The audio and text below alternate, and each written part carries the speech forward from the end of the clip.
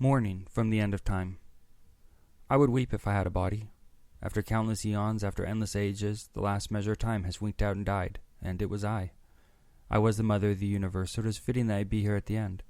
I don't know how, but I created it from a desire the likes of which language has no equivalent. From nothingness was it born, and into nothingness it has gone.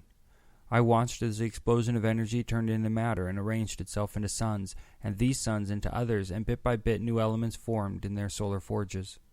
I was there as the planet Earth was formed. Earth itself was not unique, nor was it ever, but for one difference which I'll come to shortly. For now, it was but one of an endless number of planets I watched as asteroids in time and heat and cold altered it into a planet upon which life formed.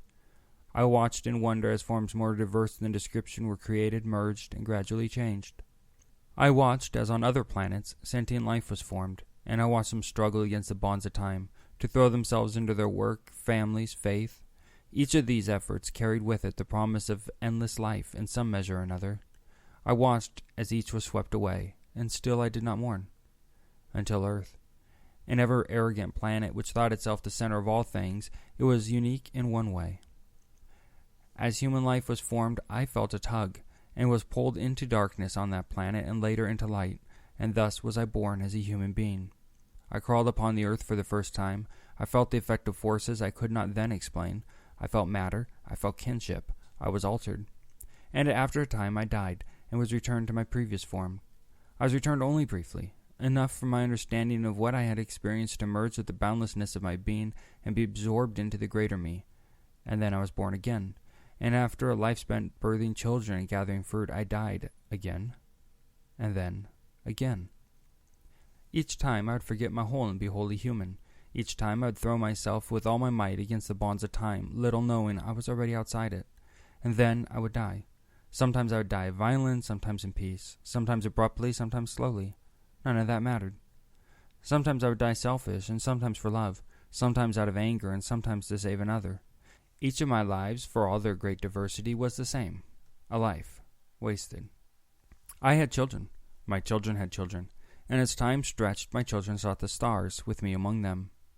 This was still very early in their development, just after a bare few thousand years of a history that would stretch past endless zeros. Ever seeking more, not even the vastness of space would deter them as they bent the laws of physics around them one after another. All gave homage, but the cruelest of all, time. They were not alone in their seeking the stars, far from it. Countless races proliferated among them. Still, it was only to this breed that I was wed, as life stretched into life and humans evolved into form after form, and merged with the other races they eventually found. Their science knew no bounds but one. After every shift they would think themselves the pinnacle of evolution, only to evolve again. Between lives my consciousness would expand to take in the cosmos, and I would have a brief glimpse of all matter as it hurled itself into space. I would have a moment to let experiences merge into the whole. It would strike me then that none of it mattered. At the time, my life felt more important than anything, but after, more trivial than could even be described. Even as humanity sought to break the bonds of death and lives stretched on for eons, mine as well, the result would be the same. What would it matter if I killed myself at a young age or lived for 1,000,000? What difference if in my life I saved hundreds of lives as a doctor or ended hundreds as a warrior? None. And what of those who were not me? Were they any different from their clever machines they themselves created? Any different from the other animals that trod the soil and flew the sky? Was only I unique? I would think on these thoughts in that brief flash between time. Then I'd be born again. At the tail end of time, humanity stretched across the new field of stars. Earth was long gone as the sun burned out, a fate that eventually all would experience as energy became mass. More and more black holes formed as the suns consolidated and died. Their pole got bigger and bigger, and into them they pulled planets which had life and planets which had none. The result was exactly the same. The black hole had more mass. That was all.